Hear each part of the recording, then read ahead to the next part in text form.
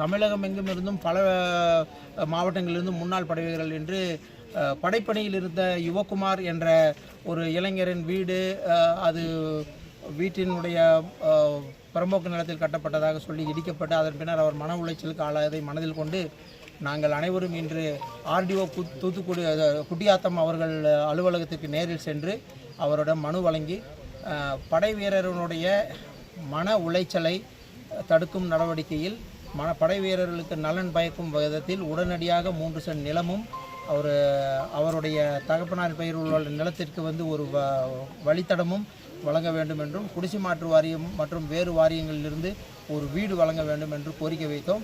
RTO Subhalakshmi அவர்கள் Gudiyatham RTO அவர்கள் மிகவும் பாசிட்டிவாக கணிப்பதாகவும் உடனடியாக உதவி செய்வதாகவும் கூறியிருக்கிறார்கள்.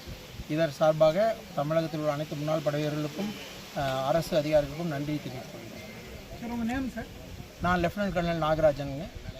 ஜெய் ஜவான் ஜெய் கிசான் மற்றும் bench of Tamil Nadu ex servicemen for justice என்ற அமைப்புகளை வைத்துக்கொண்டு இது மாதிரி ஒவ்வொரு மாவட்டத்துக்கும் போயிட்டு படை வீரர்களுக்கு பிரச்சனை இருந்துச்சுன்னா அந்த பிரச்சனைகளை அமைதியான முறையிலும் உரிய அதிகாரிகளை அணுகி உரிய முறையில் எந்த விதமான பிரச்சனை இல்லாமல் சுமூகமாக முடித்துவதற்காக எங்கள் அமைப்பு பாடுபட்டு கொண்டிருக்கிறது.